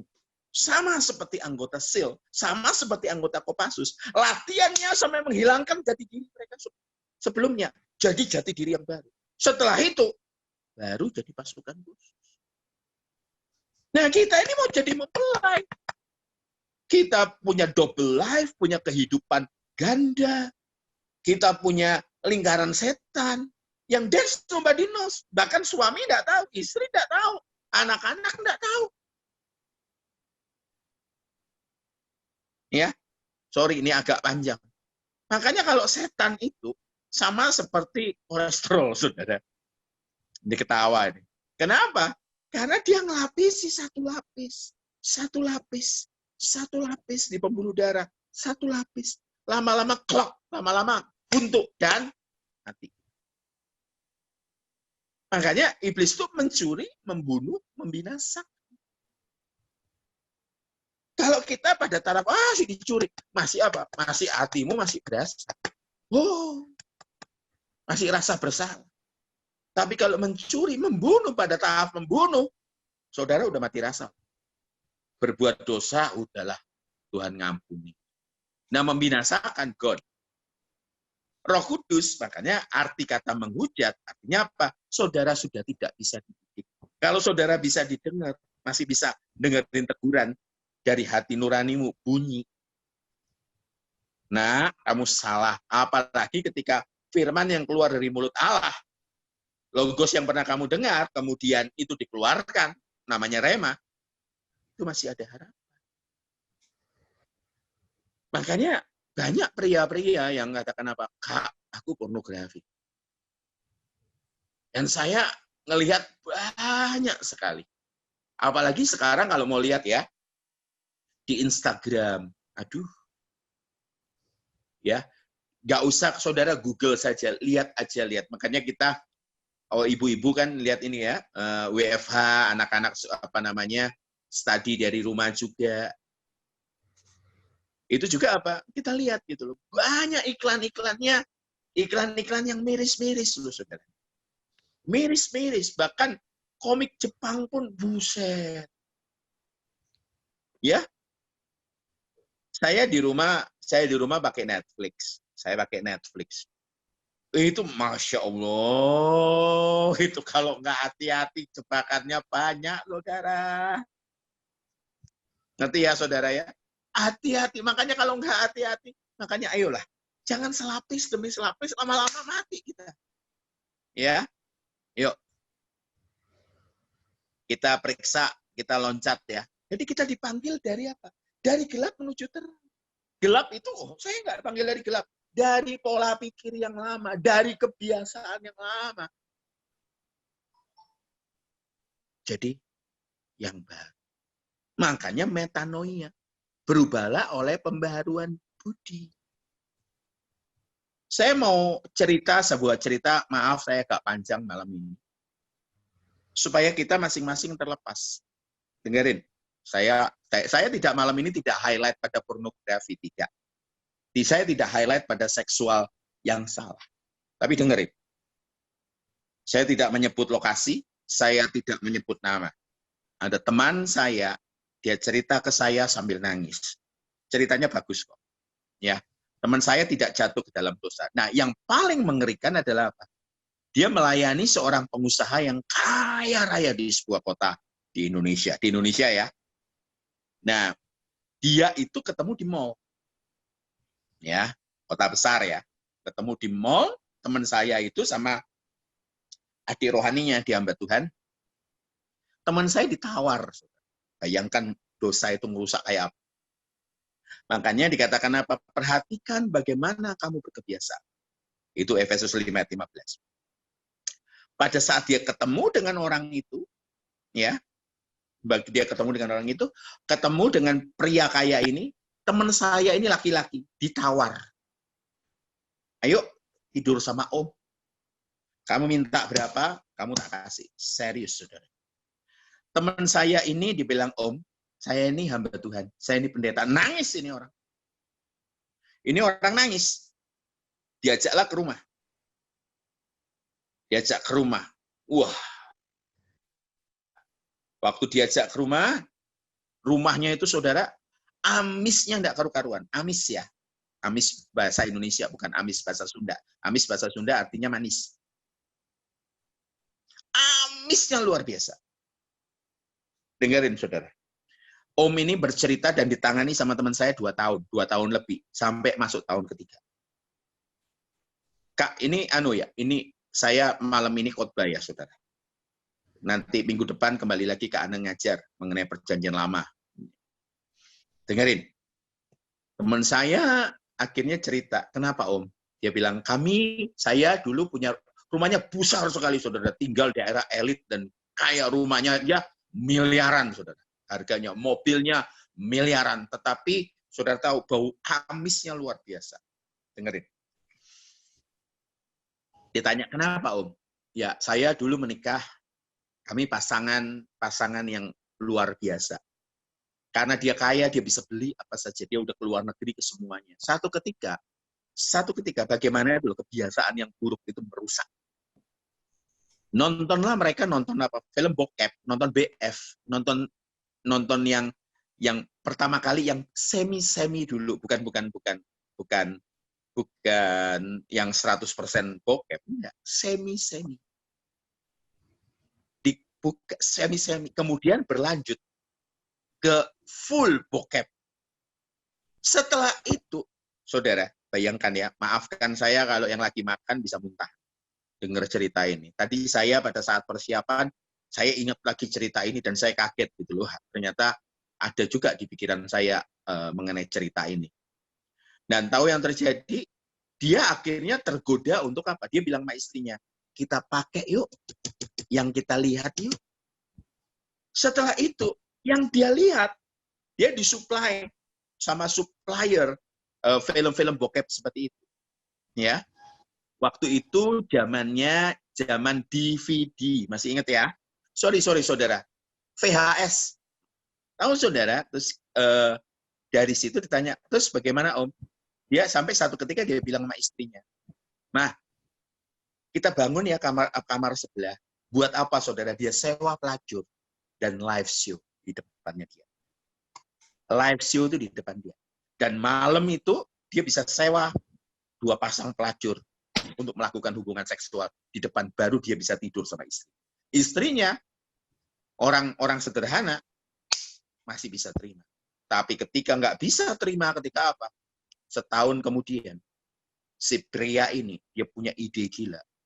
Dia kumpulkan pelacur untuk tidur dengan dia. Setelah itu dia baru bisa tidur dengan istri. Tidak lama kemudian dikumpulkanlah pelacur laki-laki dan pelacur perempuan. Tidur dulu. Akhirnya kenapa? Istrinya minggat. Tidak berhenti sampai di situ, saudara. Ceritanya. Sampai dia praktek dengan binatang. Dengan binatang, bayangin. Dan itu praktek itu sampai apa? 1 tahun setelah istrinya itu. Di kulitnya, saya nggak tahu para dokter, di kulitnya ini kayak ada apa? Kayak ada ingus warna hijau dan amisnya luar biasa. Karena kaya, dia bisa beli Bulgari. Teman saya bilang Bulgari. Itu dipecah, diusapkan. Tapi amisnya nggak hilang. Ketika ketemu dengan teman saya, dia katakan, Om, ini mulai dari mana? Dari kebiasaan. Om, lingkaran setan belum selesai. Sekarang lingkaran setan itu yang makan Om. Saudara, di konseling, saudara. Jatuhnya 2 tahun, masuk tahun ketiga. Tahun kelima, istrinya balik. Bisa kebayang. Makanya saya katakan, please, teman-teman lain, jangan punya double life. Selesaikan. termasuk juga sakit hati. Termasuk semua, jangan bilang begini ya, yang tua-tua enggak mungkin, siapa bilang. Ya, double life. Double life gitu loh. Double life, saya ketemu dengan seseorang. Ini banyak contohnya. Saya ketemu dengan seseorang yang apa? Yang papanya suka mukulin mamanya. Dia janji, dia tidak mukuli, kalau punya istri tidak mukuli istrinya. Siapa bilang? Dia jadi persis papanya. Hati-hati ya, hati-hati. Sekali lagi yuk kita kembali ke firman. Ya. Sekarang kita buka ke Matius 16 ayat 18. Matius 16 ayat 18. Saya tadi masih ngomong gereja. Aku ini Tuhan ya. Dan aku pun, Yesus berkata kepada Petrus, engkau adalah Petrus. Dan di atas batu karang ini, aku akan mendirikan jemaatku. Dan alam maut tidak akan menguasainya. Tuhan Yesus sama Petrus ini tidak sedang berdiri di atas batu karang, saudara. Tapi Tuhan Yesus tuh ngomong gini sama Petrus. Ya, engkau adalah Petrus ya, nuding Petrus ya. Dan di atas batu karang, itu kalau kalian baca di ayat-ayat sebelumnya, itu ada pengakuan Petrus tentang siapa Yesus. Jadi kalau diterjemahkan seperti ini, dan aku pun berkata kepadamu, engkau adalah Petrus, dan di atas pengakuanmu, pengakuan Petrus, aku akan mendirikan jemaatku, dan alam maut tidak akan menguasainya. Yuk, kalau ada istilah hijrah, kita hijrah. Kita hijrah. Kita hijrahnya kemana? Kita hijrah. Untuk apa? Sepikiran dengan Tuhan. Gampang? Enggak gampang. Kita lihat ya saudara sekarang. Makanya dikatakan apa? Kita mesti ngelihat. Ya. Karena bukakan firman Tuhan ya karena. Ya. Kisah Para Rasul 13 ayat 10 karena. Karena tolong turunkan sedikit karena 2 ayat di atasnya. Nah. Stop. Ya. Pada saat Petrus bicara dengan dengan seorang gubernur, ya, untuk perkenalkan akan Tuhan Yesus, ada orang namanya Elimas, ya, tukang sihir itu menghalang-halangi supaya orang-orang tersebut yang dikhotbahi oleh Rasul Paulus supaya tidak bisa terima Yesus dan berusaha membelokkan gubernur itu dari imannya. Nah, tetapi Saulus yang disebut Paulus yang penuh dengan Roh Kudus menatap Elimas itu. Elimas itu adalah tukang sihir. Dan berkata, perhatikan sungguh-sungguh ya. Dikatakan begini, hai anak iblis, padahal yang ditemukan itu adalah siapa? Yang di depannya itu Elimas tuh, ya. Engkau penuh dengan rupa-rupa tipu muslihat. Ya. Dengan rupa-rupa tipu muslihat. Engkau musuh segala kebenaran. Tidakkah engkau akan berhenti membelokkan jalan Tuhan yang lurus itu? Ayo. Saya kasih kata-kata dengan tipu muslihat. Ya. Tipu muslihat ini, kamu itu licik katanya. Ini loh, tipu muslihat. Kamu itu licik. Engkau licik. Engkau licik yang punya macam-macam. Aduh, saudara, banyak orang-orang kayak gini. Ya. Liciknya bukan biasa. Iblis itu umurnya sudah nggak tahu ya udah umurnya berapa, lebih tua dari bumi, saudara. Iblis itu bisa mencium kedagingan. Iblis itu bisa mencium kedagingan. Walaupun kita pakai jubah kekristenan, walaupun kita pakai jubah pelayanan, iblis bisa mencium kedaginganmu. Kamu tidak bisa membohongi bapak pembohong. Ngerti ya? Malam ini saya harap setelah selesai kalian ngambil saat teduh, saudara bicara dengan Tuhan. Tuhan, aku selesai malam ini. Malam ini aku selesai. Iblis itu bisa mencium kedaginganmu. Dia menggodamu dengan cerdik. Makanya kalau kita tidak hidup dipimpin Roh Kudus, dipimpin Roh Kudus itu bukan berarti saudara berbahasa roh ya. 24 jam berbahasa roh. Enggak. Bahasa roh itu karunia. Dipimpin roh itu ada apa? Ciri-cirinya orang yang dipimpin roh. Kalian ada kerinduan untuk menjadi seperti Yesus. Ciri-ciri orang yang dipenuhi roh, dipimpin roh, maksud saya. Kalian ada hausnya akan firman Tuhan. Ada hausnya untuk menyenangkan perasaan Tuhan. Suami yang baik, ayah yang baik, itu selalu pengen nyenengin istrinya, pengen nyenengin, senengin hati Tuhan. Tuhan kita itu bukan Tuhan yang saudara seneng, yang saudara bisa dibombardir dengan I love you, I love you, I love you. Tidak. Saudara tidak bisa membombardir Tuhan dengan lagu-lagu. Tidak. Tapi Tuhan lihat hatimu. Makanya yang paling Tuhan senang adalah apa? Karaktermu yang berubah.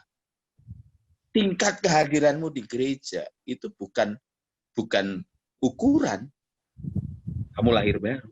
Tetapi karaktermu yang berubah, kebiasaanmu. Seperti tadi Efesus 5:15 ya. Yang berubah. Dan itu baru kalian bisa lewat. Buat kebiasaan baru. Lingkaran setan itu harus diputus.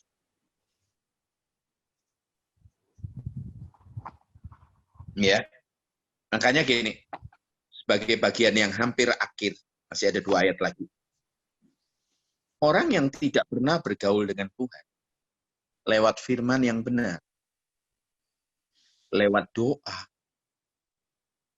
Orang-orang seperti ini tidak bisa mendeteksi tipu daya iblis. Kalian tidak bisa mendeteksi kalau kalian tidak dekat ke Tuhan.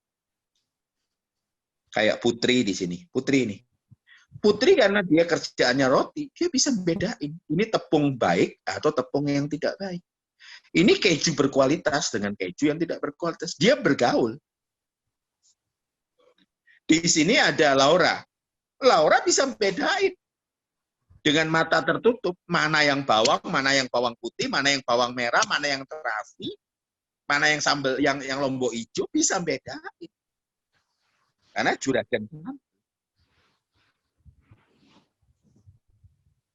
Semi di sini bisa bedain.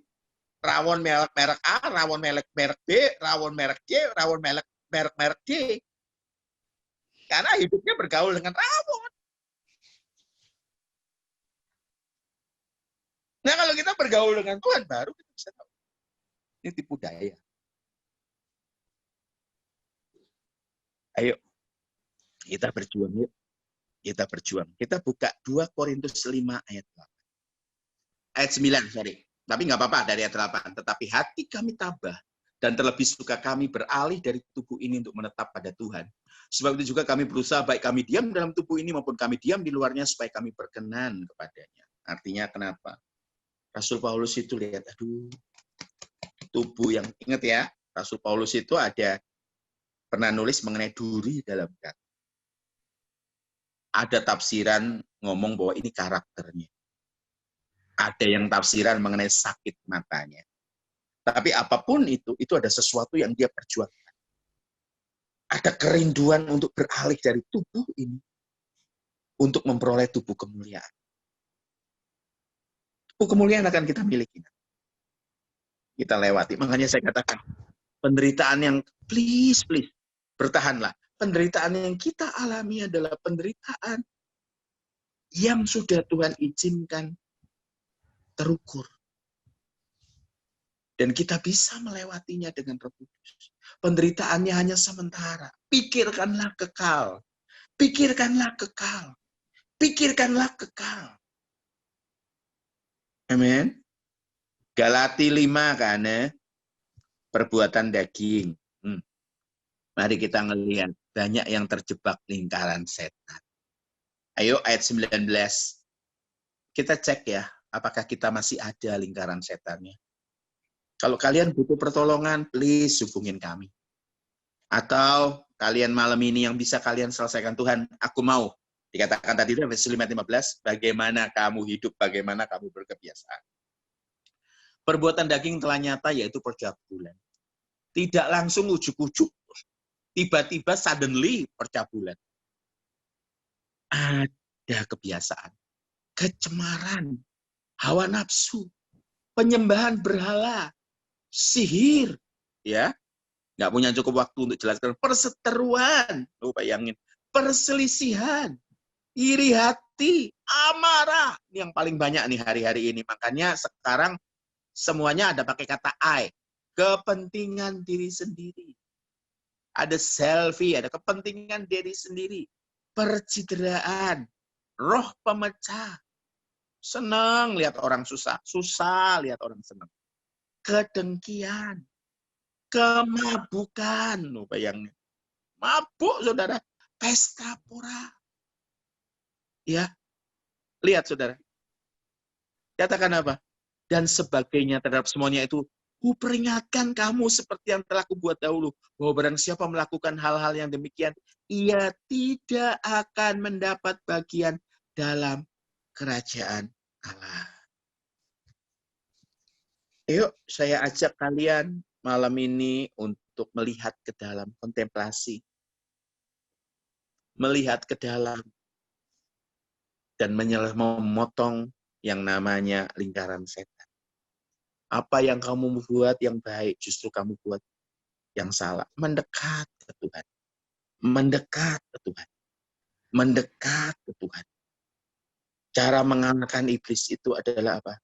Lakukan yang berlawanan dengan apa yang dia tawarkan.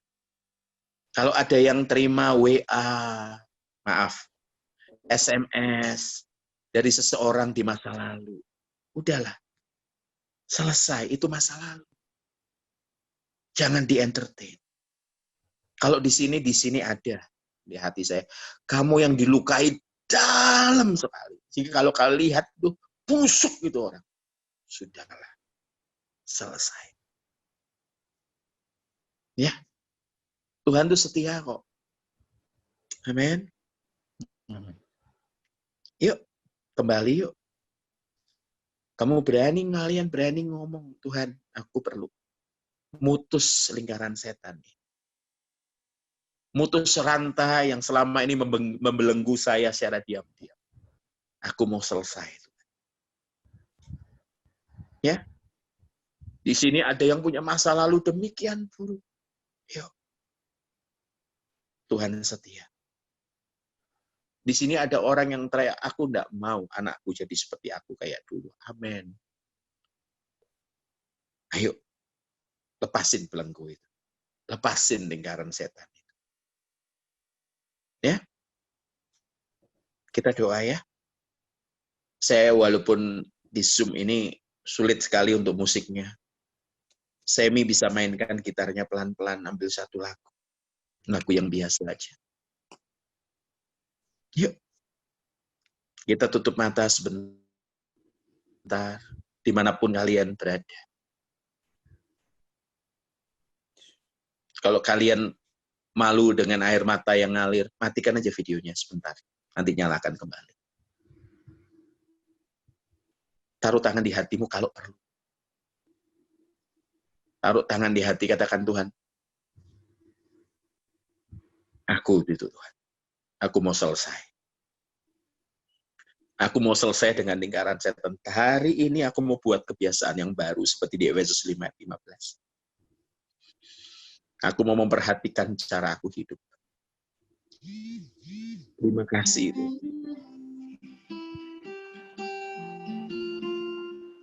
Semi, nyanyikan selidiki aku. Saya minta kalian bertemu dengan Tuhan lewat lagu selidiki aku. Selidiki aku, lihat hatiku. Kita mempelainya, kitalah gerejanya. Apakah ku sungguh mengasihi? Yuk, lepasin yuk lingkaran setan. Yesus, Kau yang maha tahu. Kita siap jadi mempelai. Kita siap jadi tumbuh sesuai dengan umur rohani. Mau nyanyi pelan-pelan. Lebih baik nyanyi. Telah kulihat.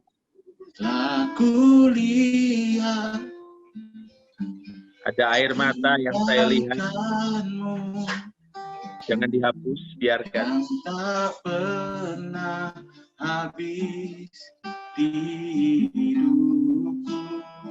Terima kasih Tuhan. Berjuang Ayo, tunjukin sampai perjuanganmu. akhirnya kau Di sini ada dapat orang yang direndahkan terus, nggak bisa ngelawan. Tuhan bela kalian. setia. Wow, banyak sekali yang nangis. Yuk, telah kulihat kebaikanmu yang tak pernah habis di Wah. hidupku. Yuk. Ku berjuang sampai akhirnya kau dapati aku. Rasul Paulus pernah berkata, aku manusia celaka. Yuk. Sekali lagi, Sam, telah kulihat. Tapi Rasul Paulus berkata luar biasa. Yang tak pernah habis di hidupku. Ku berjuang sampai akhirnya kau dapati aku. Sekali lagi, Sam. Setia. Yang mau taruh tangan di hati. Aku lihat Kak Ana bisa berdoa ya. Yang tak pernah habis di hidupku.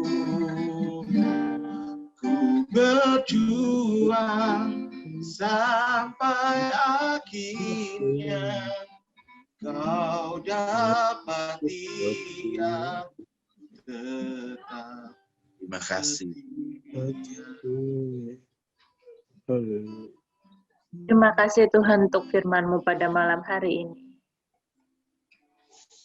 Tuhan, Engkau yang tahu segala kelemahan kami, Engkau yang tahu segala kekurangan kami, Engkau yang tahu segala pergumulan kami. Kami tidak mampu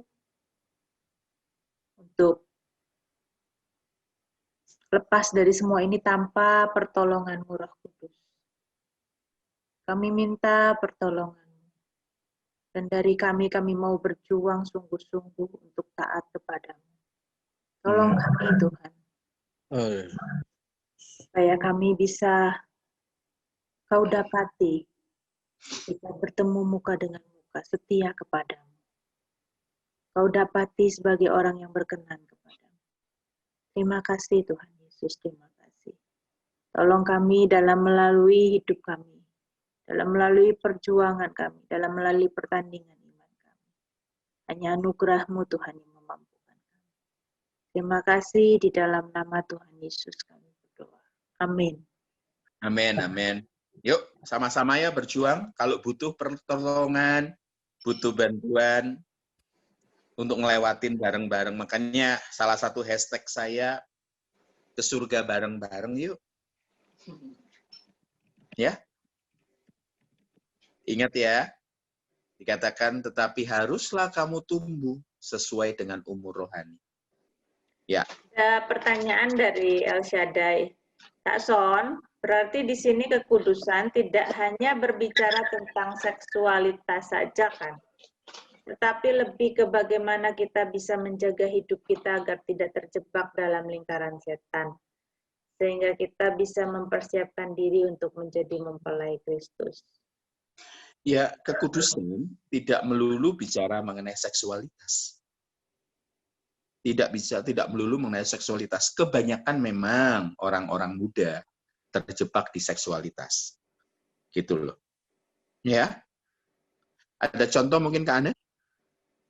Soal kekudusan yang tidak menyinggung seksualitas? Jadi gini, kata kudus, kados ya, atau hagiaso dalam bahasa Yunani, dalam bahasa Ibraninya kados, itu artinya adalah dipisahkan. Dipisahkan untuk digunakan secara khusus. Jadi kekudusan itu bukan hanya bicara soal kebersihan saja ya. Kebersihan dalam perilaku, kebersihan dalam perkataan, kebersihan dalam pikiran, bukan hanya itu saja. Tetapi kita betul-betul memisahkan diri dari dunia ini. Ya, kalau dikatakan orang Israel adalah bangsa yang kudus, maka orang Israel itu harus dipisahkan dari cara hidup bangsa-bangsa di sekelilingnya, harus berbeda. Itu dulu bangsa Israel. Nah, lalu bagaimana kita sekarang? Kita sekarang bukan lagi umat perjanjian lama, jadi bukan sekedar tidak hidup secara bangsa-bangsa lain saja, tidak hidup secara orang dunia saja, tetapi betul-betul mengerti kehendak Tuhan. Next step-nya itu adalah betul-betul mengerti kehendak Tuhan. Yang pertama, tentu untuk masuk ke sana, hidup dulu sesuai dengan hukum, sesuai dengan standar moral. Kalau standar moralnya aja, standar moral dunia ini saja nggak bisa dipenuhi, gimana mau bicara soal kekudusan? Kalau soal moral saja, yang benar dan yang salah di secara umum ya, semua agama juga kan punya kan standar moral umum, semua agama kan sama kan. Misalnya standar moralnya harus menghormati orang tua, standar moralnya nggak boleh bohong, standar moralnya nggak boleh mencuri. Itu kan semua dalam semua agama ada. Nah kalau itu saja tidak lulus, gimana kita mau bicara sebagai bangsa yang kudus, umat kepunyaan Allah. Jadi dari situ dulu dimulainya. Nanti lama-lama kita mengerti kehendak Tuhan itu apa buat. Sampai kita itu jadi peka. Tapi lama-lama kita akan mengerti ketika kita misalnya banyak membuang-buang waktu percuma.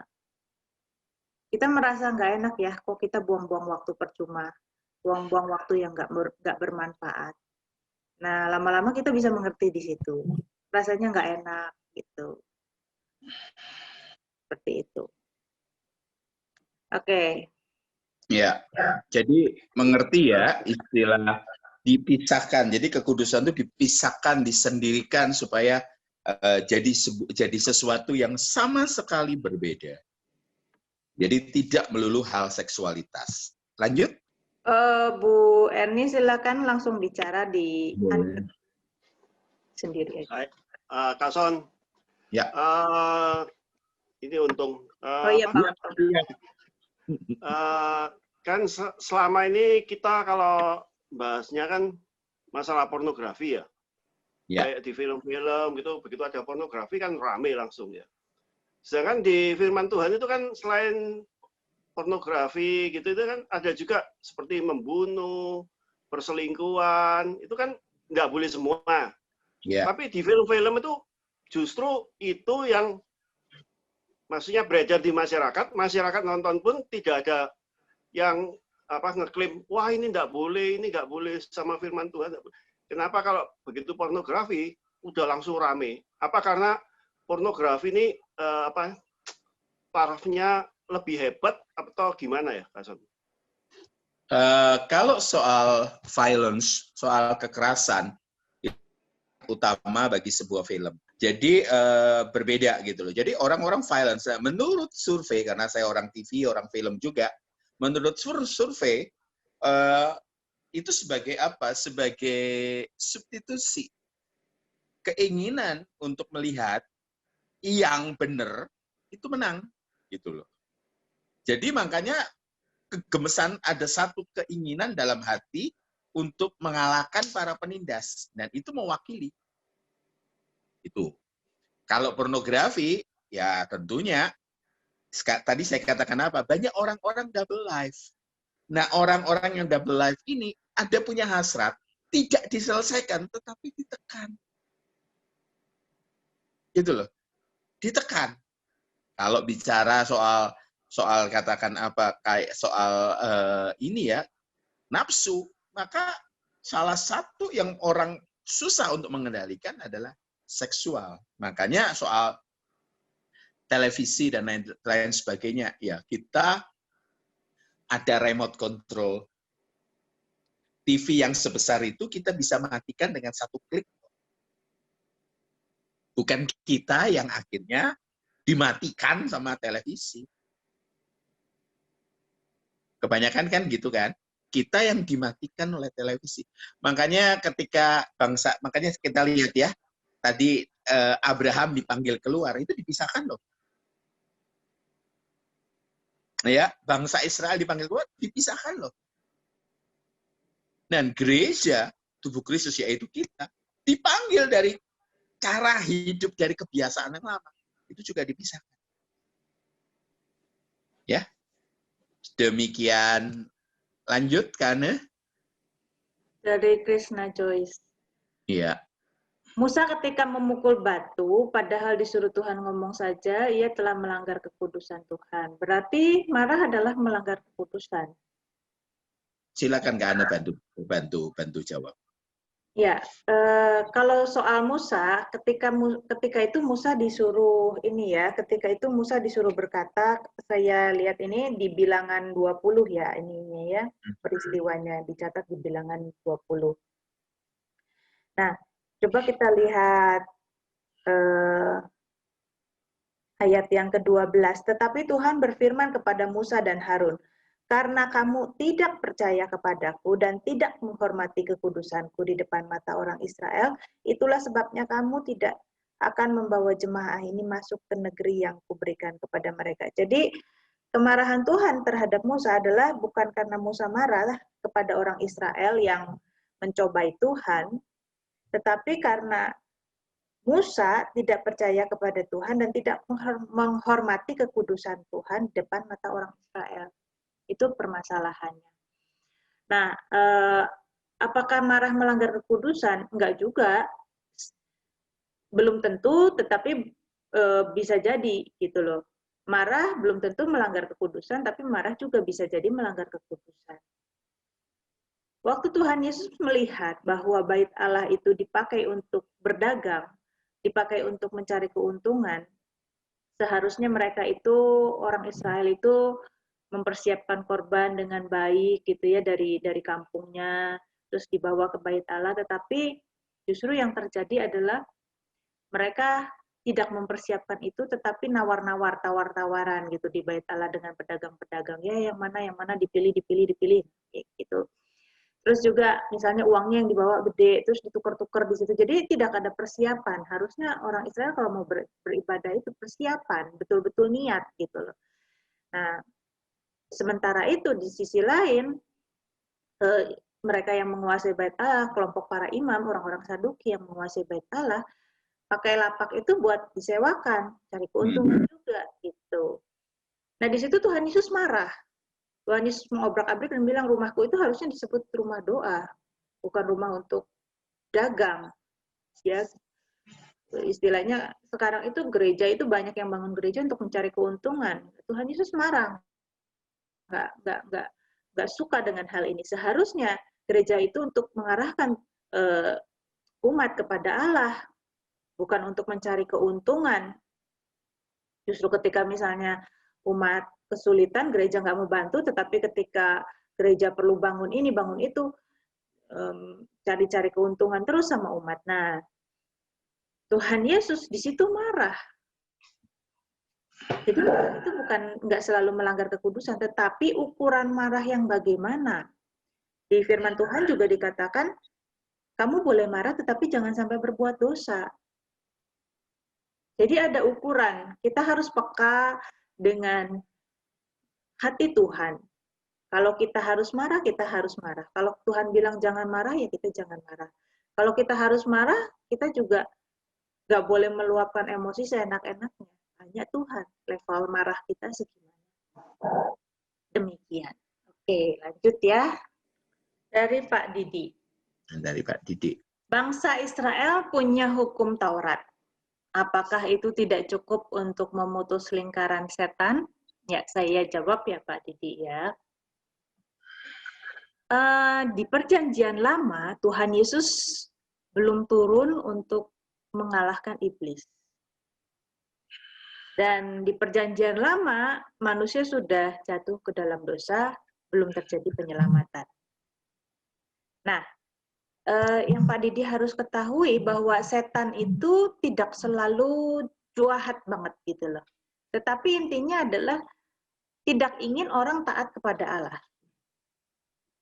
setan itu nggak selalu muncul dalam bentuk perilaku jahat, enggak. Contohnya misalnya gini, waktu Tuhan Yesus bilang bahwa dia mau disalib, Petrus itu menghalangi. Sebetulnya maksudnya baik kan? Jangan kiranya Tuhan menjauhkan hal itu. Jangan terjadilah hal-hal yang mengerikan kepada engkau, ya guru, maksudnya mungkin seperti itu ya.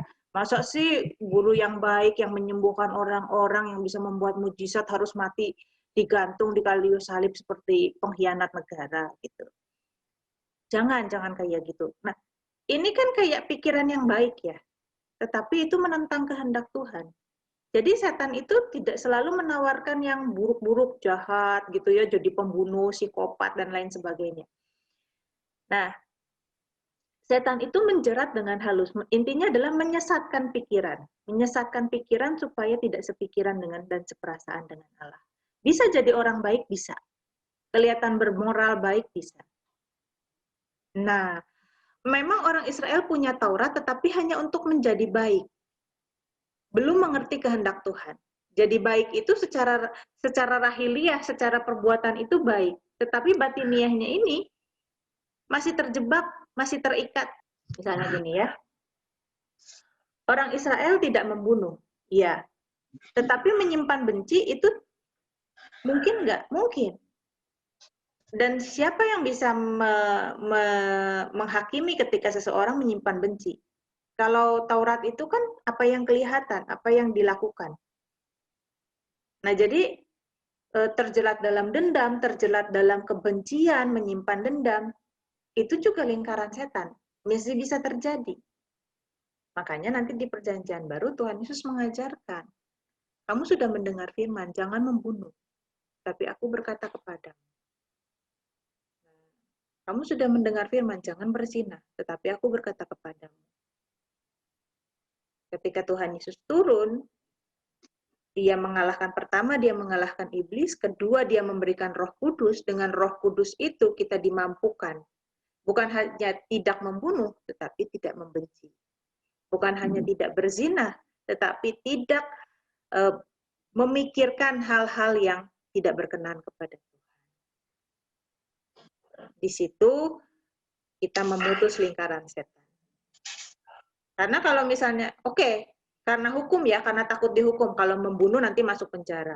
Ya udah deh, nahan diri supaya diri nggak rugi, nggak masuk penjara. Itu bisa, hukum bisa membuat hal itu. Tetapi menyimpan dendam itu hukum nggak bisa mengatur itu. Kalau kita membunuh, kita ditangkap polisi, dimasukin penjara. Itu hukum negara, hukum Taurat gitu ya, hukum itu. Jadi hukum Taurat tidak cukup untuk memutus lingkaran. Hukum tidak cukup untuk memutus lingkaran setan. Penebusan Tuhan Yesus yang mengalahkan setan, kemudian Roh Kudus, kemudian Injil, itulah yang memutus lingkaran setan dalam hidup kita. Oke. Ya, mungkin bisa dari Laura dulu, ada 2 pertanyaan katanya Laura. Kalau penderitaan yang terjadi sekarang karena apa yang kita tabur, lalu bagaimana memutuskan itu? Salah satu apa yang kita tabur adalah kita harus satu selesaikan. Ya, contoh soal judi, ya contohnya seperti itu. Ya, memutuskan itu kita declare dulu ya bahwa kita salah. Ya, kadang-kala kita ada denial-nya gitu loh, ada penyangkalannya gitu kalau itu salah kita gitu loh. Setelah kita denial, kita melihat, memutuskannya ya kita selesaikan baik-baik. Contohnya kalau itu sehubungan dengan hutang, ya datang ke orang yang berhutang, terus kemudian minta penjadwalan hutang, bahwa saya akan selesaikan baik-baik, misalnya seperti itu. Saya akan selesaikan baik-baik. Terus kemudian kalau itu soal, maaf ya, kalau selingkuhan gitu, ya selesaikan. Ya mesti diselesaikan. Seperti itu. Yang seperti saya katakan yang lalu, saya pernah kasih tahu ada hamba Tuhan, dia menghindar dari tagihan kartu kredit gitu loh. Dengan berkata, kan nggak ada hukumnya gitu loh. Ya saya bilang sama dia, ya kamu sudah make buat makan-makan, buat gaya hidup, ya kamu selesaikan. kamu selesaikan. Karena kalau tidak, itu kemana saja kamu akan jadi celah buat kamu. Ini apa yang kamu tabur, itu yang kamu tuai. Gitu. Contoh aja untuk mahasiswa misalnya. Mahasiswa dia nggak ngerjain tugas, ya nuainya jelas, IP-nya rendah. Kalau kalian nabur misalnya dengan makanan yang nggak benar, ya nuainya gimana Laura kalau makanan nggak benar? Kalau makan yang berlemak-lemak, ya pasti kolesterol, kena stroke, dan lain sebagainya. Kalau menyelesaikan gimana? Ya putus mata rantai. Ya. Dari Arin, Kak Son, saya mau berbagi saja tentang kontemplatif yang tadi Kak Son sebutkan. Dan betul ketika 6 bulan ini saya praktekkan, saya mengalami banyak perubahan. Salah satunya pola pikir yang salah sebelumnya karena faktor latar belakang lingkungan dan keluarga dari sebuah kebiasaan. Jadi 6 bulan ini saya sering ambil waktu untuk sendiri sekitar 15 menit untuk diam dan menantikan Tuhan. Menenangkan diri dan berserah pada Tuhan untuk bisa dituntun dan tahu apa kehendak Tuhan seperti kata Roma 12 ayat 2. Jadi belajar mengolah kehendak bebas yang diberikan Tuhan dipakai untuk mencari kehendak Allah. Ujungnya ya harus baca firman, berdoa karena kita tetap butuh dituntun Roh Kudus. Dan seperti kita sekarang ada dalam satu persekutuan untuk saling menguatkan dan belajar bersama. Jadi kontemplatif itu penting banget Kak Son. Saya sudah merasakan manfaatnya terutama untuk spiritual yang kesehatan secara emosi. Selanjutnya kontemplatif ini jadi habit. Jadi begitu saja Kak Son, terima kasih. Jadi bukan pertanyaan tapi sharing. Iya. Kata-katanya bagus kan ya? Iya. Dikatakan apa? Saya sering ambil waktu untuk sendiri sekitar 15 menit untuk diam dan menantikan Tuhan. Untuk menenangkan diri dan berserah pada Tuhan. Untuk bisa dituntun dan tahu apa kehendak Tuhan. Ini manis banget kata-katanya. Arin, ini dimasukin ke Facebook kamu, bagus ini, Rin. Oke, kalau gitu. Ayo kita berdoa sama-sama ya. Terima kasih untuk malam ini. Terima kasih untuk kebenaran firman Tuhan. Kami akan mutus rantai lingkaran setan, dan kami akan berjuang sampai kami tumbuh sesuai dengan apa yang Kau inginkan, sesuai dengan umur rohani kami. Kami mau jadi mempelai, terima kasih untuk berkaca pada panggilan Abraham yang keluar dari Ur Kasdim. Terima kasih untuk berkaca dari panggilannya Israel keluar dari Mesir, dan kami keluar dari kebiasaan yang lama. Terima kasih, di dalam nama Tuhan Yesus, hamba berdoa untuk setiap adik-adik rohani hamba yang hadir pada malam hari. Di dalam nama Tuhan Yesus kami berdoa dan bersyukur. Amin. Tuhan Yesus berkati, Tuhan Yesus berkati.